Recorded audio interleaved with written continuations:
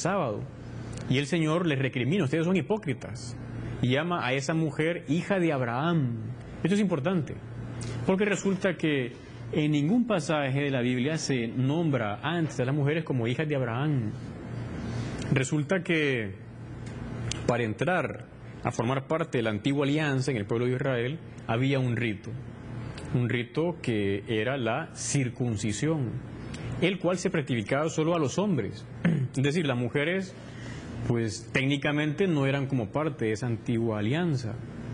Pero ahora en la iglesia fundada por Cristo, en la católica, el rito es distinto. Una circuncisión, el rito es el bautismo, que es tanto para hombres como para mujeres. Cristo introduce esa novedad cuando le llama a esta hija de Abraham. O sea, ella también es parte de esa herencia prometida a Abraham. Y luego, algo muy llamativo es cómo el hecho central para probar la divinidad de Cristo fue anunciado en primer lugar a las mujeres. O sea, los evangelios cuentan de cómo Cristo nuestro Señor transmitió a las mujeres que había resucitado, lo cual en aquella época era sorprendente, porque digamos las mujeres tenían como un papel de menos categoría respecto con los hombres, tanto así que en los juicios una mujer, su testimonio no era válido, no servía. Y el Señor pone como testigos en primer lugar de la resurrección a las mujeres. No puso a Pedro, ni a Juan o a Andrés, puso a las mujeres, a la Magdalena y a otras muchas. Por tanto vemos cómo Cristo viene a romper así y manifiesta la grandeza de la mujer en la sociedad. En una carta del Papa llamada Mulieris Dignitatem, usted puede estudiar con más profundidad esto que hemos hablado del trato de Cristo con las mujeres. Ahora seguimos con un pequeño apartado que hace referencia a la castidad y a la virginidad de Cristo. Es para salir al paso de algunas ideas que a veces aparecen en libros o en películas que denigran el ser de Cristo nuestro Señor. Son unas afirmaciones que pueden ser consideradas como blasfemas, es decir, como ofensas de hecho a Dios, a Cristo, porque Él es Dios. Una de ellas dice que Cristo tuvo deseos carnales con Santa María Magdalena. O sea, malos deseos carnales con María Magdalena. Vamos a decir que eso es una cosa absurda, porque Cristo es Dios y no tiene necesidad de un deseo carnal con nadie. Cristo es Dios, no necesita ese tipo de pensamientos o deseos, lo cual es absurdo. Una vez preguntaba a alguien que si Dios puede hacer un círculo cuadrado, y respondía claramente, dice, no, porque eso es una cosa absurda, o algo, o es un círculo o es cuadrado. Vamos a decir que en Dios no puede darse el pecado, o sea, el Señor no puede desear de mala manera a una mujer, por lo tanto, vamos a decir que esa afirmación es absurda y también ridícula. Luego otra afirmación que algunos dicen, o que ha salido así a veces, es que Cristo estaba casado con María Magdalena, la cual además estaba embarazada de Jesús. Otra afirmación ridícula y absurda, por muchos motivos. En primer lugar, como ya vimos, porque Cristo Dios no necesita como dejar una descendencia carnal, deja una descendencia espiritual. Y en segundo lugar, porque el ideal de virginidad o el celibato por el reino de los cielos tiene su modelo en Cristo.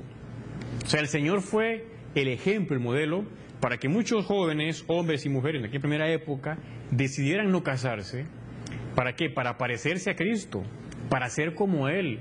Por tanto, cuando alguien viene a decir que Cristo estuvo casado, decimos que esa afirmación es una afirmación que en sí misma es una aberración histórica, porque el ideal de virginidad y del celibato por el reino de los cielos nació con Cristo, por lo que Él decía, como aparece en Mateo 19:12, y sobre todo con el ejemplo de su vida. O sea, el Señor fue casto, fue virgen, no se casó nunca.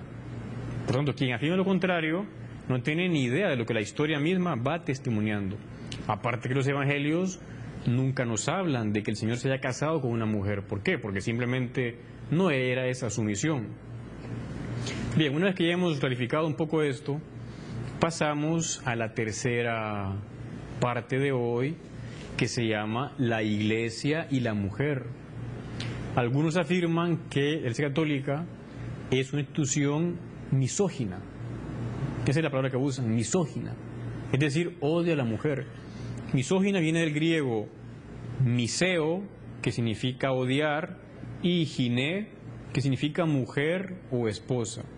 Y vamos a decir que más bien es al contrario, o sea, la Iglesia ha aprendido, como ya vimos, de Cristo a venerar a la mujer.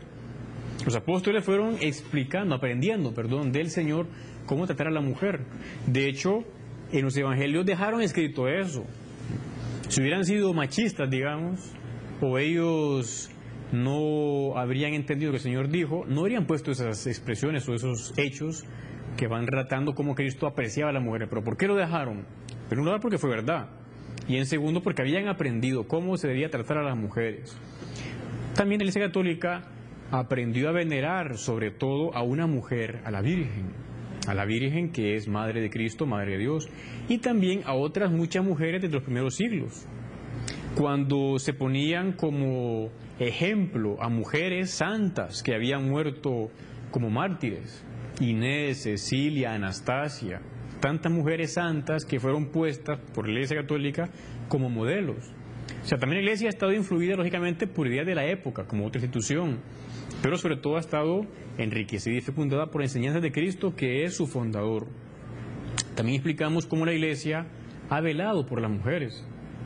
Por ejemplo, con el tema del matrimonio. O sea, el matrimonio, que ya existía en otras culturas y a lo mejor no era tan vivido, el matrimonio cristiano vino a proteger a la mujer. Vimos cómo ya Cristo anuló ese divorcio, que era una corruptela que se había introducido. Los hombres se aprovechaban y despachaban a las mujeres. El matrimonio cristiano vino a proteger a la mujer y a los hijos. O sea, si un hombre se casaba con una mujer,